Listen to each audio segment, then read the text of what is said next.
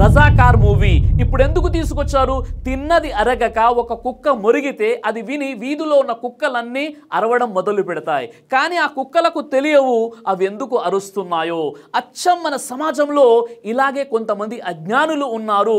పాపం వారికి తెలియదు, వీరు చెబుతున్నారు కదా నిజమేమో అనే ఆలోచనలోనే ఉంటారు తప్ప స్వీయ పరిశీలన చేయరు. ఎలక్షన్స్ కంటే ముందు రాజకీయ లబ్ధి కోసం చరిత్రను వక్రీకరించి రజాకార్ అనే సినిమాను తెరపైకి ఎక్కిస్తే ఆ సినిమా వెనక ఉన్నటువంటి కుట్రలు కుతంత్రాలు ఏమీ తెలియకుండా మీకు గనక తెలంగాణ హిస్టరీ తెలియాలంటే ఒక్కసారైనా మీరు రజాకార్ సినిమాని చూడండి అని శ్రీరంగ నీతులు చెప్తున్నారు. ఆ సినిమాలో అప్పుడు రజాకార్లు నగ్నంగా కొట్టుకుంటూ బతుకమ్మ ఆడించారని ఆ సాంగ్ చేస్తుంటే అనసూయ గారికి ఏడుపు వచ్చేసిందంట.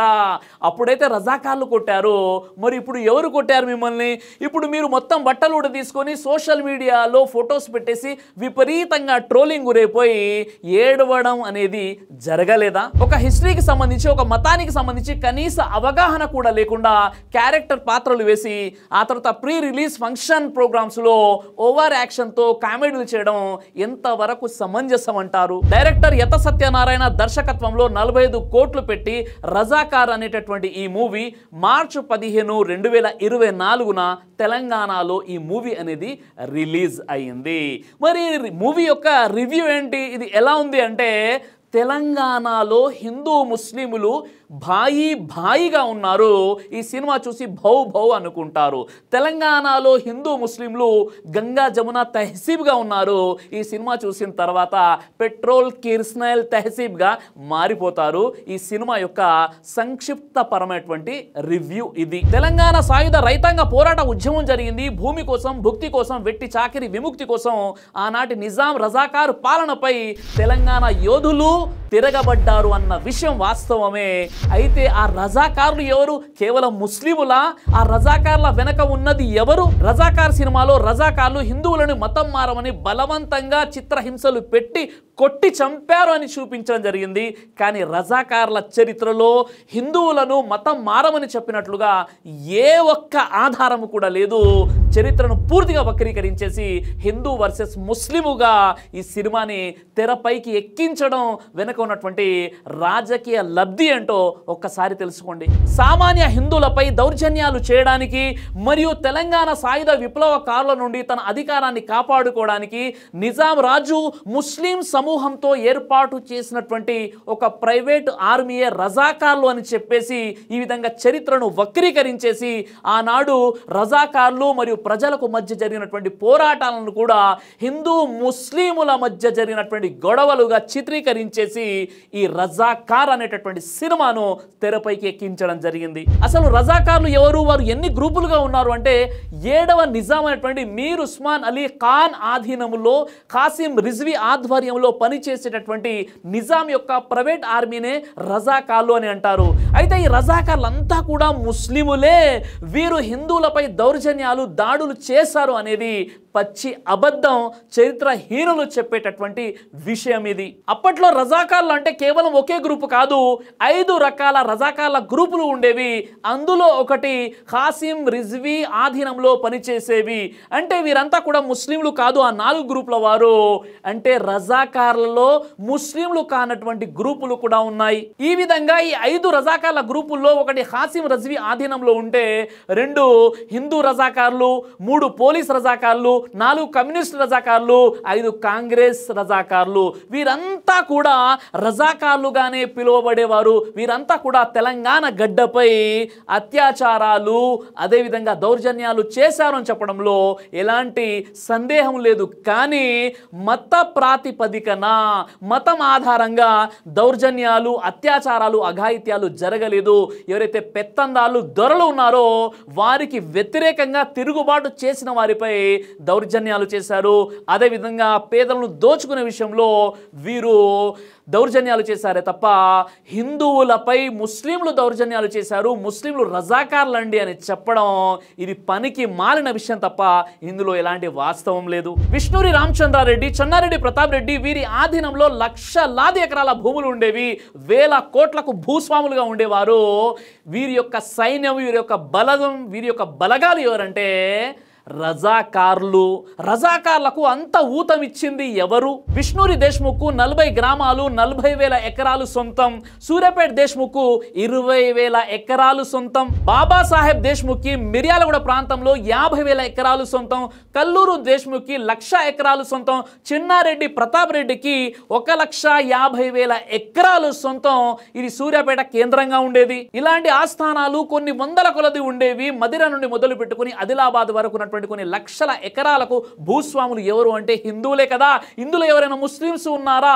ఒకవేళ ఉంటే ఒకరు ఇద్దరు చిన్న చితక గుత్తేదారులు తప్ప ఇంత పెద్ద భూస్వాములు ఎవరు కూడా మీకు ముస్లింలు కనిపించరు. వీరంతా కూడా రజాకార్లను తమ సైన్యంగా ఉపయోగించుకునేవారు. ఇక్కడ నిజాం ప్రజల్ని పీడించలేదు అని నేను చెప్పట్లేదు, కానీ నిజాం కంటే కొన్ని వందల రెట్లు ఎక్కువగా ఈ భూస్వాములే కదా మనకు స్వాతంత్రం వచ్చేంత వరకు కూడా ప్రజల్ని పన్ను రూపంలో శ్రమ రూపంలో వెట్టి చాకిరి చేయించేసి దొరల సామ్రాజ్యంగా ఏర్పాటు చేసింది ఎవరు? వీరిలో ఎక్కువగా కాదు మొత్తం కూడా హిందువులే ఉన్నారు కదా. మరి వీరంతా కూడా రజాకార్ల సహాయంతోనే కదా పనిచేసింది. ఈ రజాకార్లందరికీ మదిర నుండి ఆదిలాబాద్ వరకు ఆశ్రయం ఇచ్చి తిండి పెట్టేసి వత్తాసు పలికింది ఎవరు? ఈ భూస్వాములే కదా. వీరంతా హిందువులే కదా. ఆ విధంగా అప్పటి హిందూ దేశ్ముఖులు, హిందూ జమీందారులు, భూస్వాములైన దొరలు, పటేళ్లు, స్థానిక పెత్తందారులు ఆయుధాలు సప్లై చేయడమే కాదు వారికి ఆర్థికంగా సహాయం చేస్తూ పెంచి పోషిస్తూ రావడం జరిగింది. క్రమంగా వారిని అడ్డం పెట్టుకుని ప్రజలపై అనేక దౌర్జన్యాలు చేసి భూముల్ని కబ్జాలు కూడా చేసుకోవడం జరిగింది ఈ పెత్తందారులే కదా. స్వాతంత్రం రాకముందు భారతదేశంలో 534 ఆస్థానాలు ఉండేవి. ఇందులో ఉన్నటువంటి చిన్న చితక రాజులు ఏవైతే ఉన్నారో వారు ప్రజల్ని ఎంత ఎక్కువగా పీడిస్తే అంత కుబేరులైపోయేవారు. ఆ విధంగా వారు ధనాన్ని దోచుకునే ఉద్దేశంతో దొరలుగా వ్యవహరించబడ్డారే తప్ప ఇక్కడ హిందూ వర్సెస్ ముస్లింలుగా ఏ విధంగానైతే రజాకార్ సినిమాలలో ముస్లిములు బలవంతంగా మత మార్పిడి చేయడానికి జిహాదీలుగా వ్యవహరించారని ఏదైతే చెప్తున్నారో ఇది పచ్చి అబద్ధం. ఇందులో ఎలాంటి వాస్తవం లేదు. వీరు సినిమాలో చిత్రీకరించినట్లుగా నిజాం ఒక రాక్షస పాలకుడా? నిజంగా చెప్పాలంటే నిజాం ద్వారా కొంత నష్టం జరిగిందని చెప్పడంలో సందేహం లేదు, కానీ వీరు చూపించినంతగా కిరాతకుడు, రాక్షసుడు ఎట్టి పరిస్థితుల్లో నిజాం కాదు. 1947లో భారతదేశానికి స్వాతంత్రం లభించిన తర్వాత ఇండియా పాకిస్తాన్ అనే 2 దేశాలుగా విడిపోయిన తర్వాత నిజాం కోరుకున్న విషయం ఏంటంటే హైదరాబాద్ను హిందూ ముస్లిం కలిసి ఉండేలా ఒక సెక్యులర్ దేశంగా హైదరాబాద్ని ఏర్పాటు చేయాలని అనుకున్నాడే తప్ప అది ఒక ఇస్లామిక్ దేశంగా హైదరాబాద్ని నిర్మించాలని నిజాం ఎట్టి పరిస్థితుల్లో అనుకోలేదు. ఇది కొంతమంది చరిత్రహీనులు చెప్పేటటువంటి విషయము.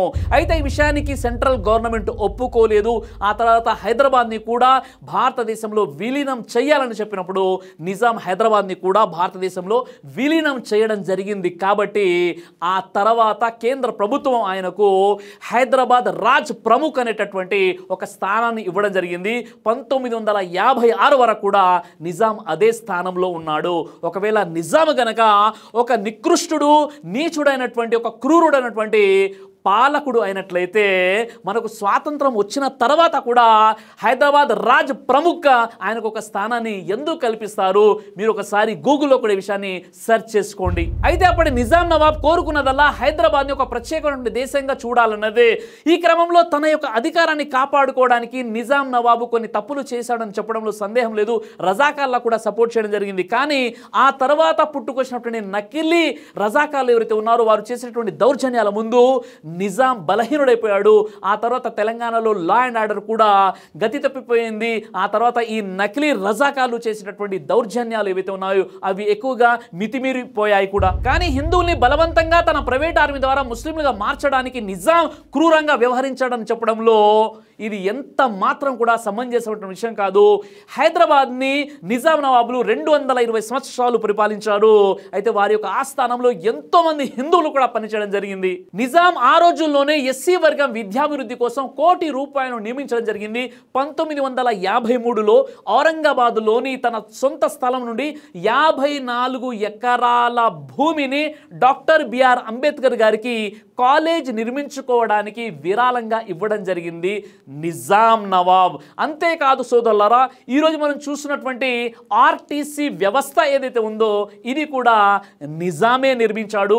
ఇంకా నిజాం నిర్మించినటువంటి అభివృద్ధి పనులు చెప్పుకుంటూ పోతే దానికోసం ప్రత్యేకంగా ఒక వీడియోని నేను తయారు చేస్తాను, మీరు చూడండి. అంతేకాదు 1965 సంవత్సరంలో భారత్ మరియు చైనా మధ్య యుద్ధం ఏర్పడినప్పుడు భారతదేశ 2వ ప్రధానమంత్రి అయినటువంటి లాల్ బహదూర్ శాస్త్రి గారు హైదరాబాద్ వచ్చేసి నిజాం నవాబ్తో కోరడం జరిగింది, విరాళాలు ఇవ్వండి దేశం కోసం, దేశం యొక్క ఆర్థిక స్థితి దిగజారిపోయిందని చెప్పినప్పుడు 5 టన్నుల బంగారాన్ని దేశ రక్షణ కోసం ఇచ్చినటువంటి వ్యక్తి నిజాం నవాబ్. ఇలాంటి చారిత్రక వాస్తవాలు ఏమీ తెలియకుండా రజాకార్లంతా ముస్లింలని చెప్పి నిజాం ఒక క్రూరుడైనటువంటి పాలకుడు, అదేవిధంగా తన ప్రైవేట్ ఆర్మీ ద్వారా హిందువులను ముస్లింలుగా మార్చే ప్రయత్నం చేశాడని చెప్పేసి బురద జల్లుతూ ఈరోజు తెలంగాణలో అన్నదమ్ములా కలిసినటువంటి గంగా జమున తహసీబ్గా హిందూ ముస్లిం భాయిగా ఉన్నటువంటి ప్రజల మధ్య భౌ భౌ అని అరుచుకునే విధంగా తీసినటువంటి సినిమానే రజాకార్.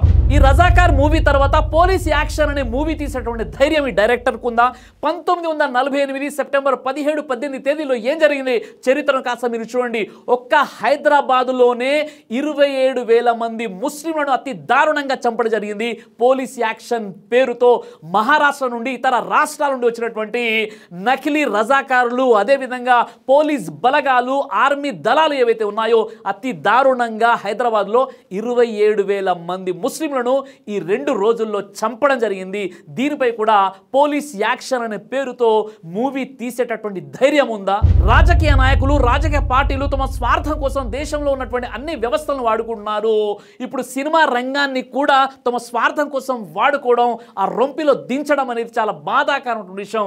ఆ బురదలో ఎంతోమంది డైరెక్టర్లు ఆల్రెడీ తేలుతూ ఉన్నారు. ఇదే క్రమంలో డబ్బులు దండుకునేటువంటి ప్రయత్నంలో ఇలాంటి సినిమాలు తీస్తున్నారు. పెద్ద బడాబాబులకు వత్తాసు పలికి ఈరోజు హిందూ ముస్లింల ఐక్యతను భంగం చేయడానికి వీరు కంకణం కట్టుకొని మరి ప్రయత్నం చేస్తున్నారు ఈ దుర్మార్గులు. అయితే సోదరులారా, ఎలక్షన్స్ కంటే ముందు వివిధ పార్టీలు, ఆ పార్టీ అభ్యర్థులు ఎవరైతే ఉన్నారో వారు తమ మేనిఫెస్టోలో వారు గెలిస్తే ఏం చెయ్యాలనుకుంటున్నారో వారు వాగ్దానం చేయడం జరుగుతుంది. కానీ ఈరోజు విచారకరమైనటువంటి విషయం ఏంటంటే, వారి యొక్క మేనిఫెస్టోలో ఉన్న విషయం ఏంటంటే ముస్లింలపై బురద జల్లడం, ఇస్లాంపై బురద జల్లడం, చరిత్రను వక్రీకరించడం, విద్వేషాన్ని వ్యాపింపజేయడం, ఇదే వారి మేనిఫెస్టోలో ఉందే తప్ప విద్య, ఉపాధి, వైద్యం, అభివృద్ధి, డెవలప్మెంట్, పీస్, యూనిటీ ఈ విషయాలు ఎట్టి పరిస్థితుల్లో వారి యొక్క మేనిఫెస్టోలో లేకపోవడం, పైగా ముస్లింలపై బురద జల్లుతూ తీసినటువంటి సినిమాలను ప్రజలు ఎక్కువగా చూడడం అనేది ఇంతకంటే వినాశనం మరొకటి ఉంటుందా? ఒక్కసారి ఆలోచించండి. కాబట్టి సోదరులారా, విద్వేషాలు అనేవి శత్రువుల ద్వారా సృష్టించబడి మూర్ఖుల ద్వారా పాకి అజ్ఞానుల ద్వారా అంగీకరించబడతాయి. కాబట్టి ఈ ముగ్గురులో కూడా మనం ఉండకూడదు. అంటే ఇలాంటి సినిమాలను మనం బైకాట్ చేయాలి. ఎందుకంటే సోదరులారా, ఈరోజు మన భారతదేశానికి కావాల్సింది ఐక్యమత్యము. కలిసి ఉంటే కలదు సుఖం, విడిపోతే ఓడిపోతారు. ఐక్యమత్యమే మహాబలం. జై హింద్.